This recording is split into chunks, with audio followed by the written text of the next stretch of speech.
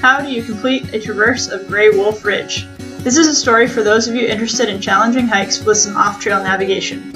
Each summer, we like to do a few long day hikes involving high ridge lines, traverses, and preferably done in a loop. The Grey Wolf Ridge and the Olympic Mountains fit our criteria, so the planning began. We began studying the hike by looking at the Olympic Climbers Guide, which provided some insight into the route description, as well as hints on a few of challenging route finding places.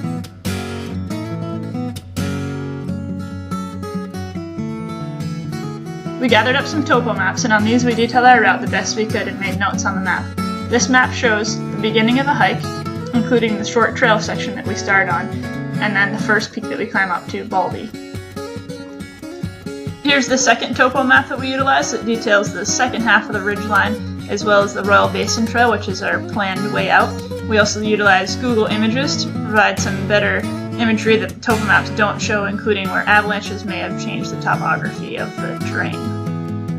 After detailing our route, the packing began, and here are some of our essentials that we always pack, with extra sun gear because the weather looked nice and warm. And perhaps one of the greatest aspects of hiking is having good picnics. So here are some of our favorite foods we like to take, including almond butter, tortillas, dehydrated hummus, avocado, fruit, and trail mix. The last few items were packed, and one of the best things about hiking in the summer is we can fit everything we need in one big backpack, and then one person doesn't have to carry it, and in this case, it was me. With our bags packed, we're ready to go and head out for our adventure off to the Olympic Peninsula and the Grey Wolf Ridge Royal Basin area. Our planned route is shown here. The red line is the off-trail section, and the black line is the Royal Basin Trail, which is how we plan to return. And we arrived where we're hiking, and this is the first view we get at the hike after a really steep climb up an old fire line cut, with a nice view of the Olympics at the top here.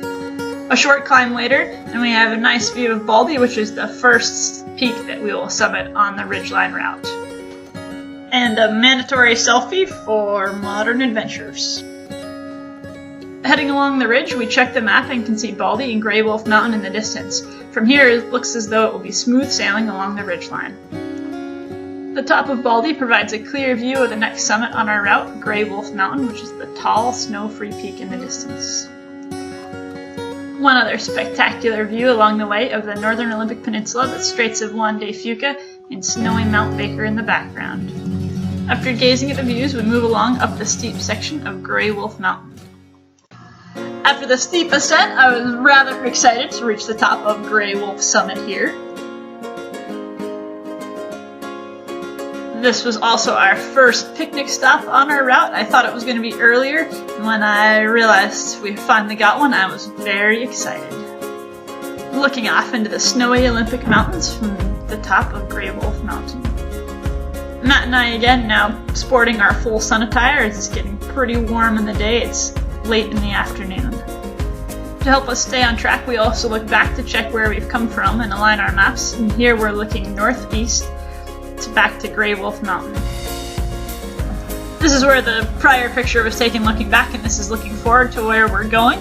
This is a little bit of a bowl here. We're not quite sure at this point how we're going to get over the cliff band. We're hoping there's a good route once we get up further. And it was very hot at this point in the day, so make sure you stay hydrated and drink a lot of water. We found a really good route up through the cliffs. It was actually pretty easy walking and not very steep. And this is coming down the other side toward our final descent. An aerial image showing in red our planned route down to the Black Trail, which is the Royal Basin Trail. The route finding on this section might be the most challenging of the whole hike. A view of the Needles and Mount Clark in the background before we begin our final descent. This is where the fun begins as we work our way down a steep treed section, trying to find the trail. Then we came out to a cliff, so we went around it, and now we are doing some tree rappelling down a really steep creek to get around the cliff. Lots of tree hugging involved. After finishing up the challenging creek rappel, we then opened up into a big avalanche debris field that required a lot of difficult maneuvering up and over really big logs and underneath them and crawling around. our actual descent route as shown from an aerial image through the avalanche path. And with 2020 hindsight, there is a better route down, which is shown here in blue, that avoids the avalanche debris and would be a better route when you complete this hike.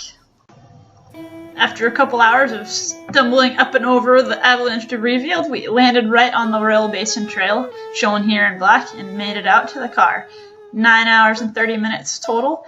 It was a wonderful day, and I hope you all want to go out and enjoy the trip on your own now.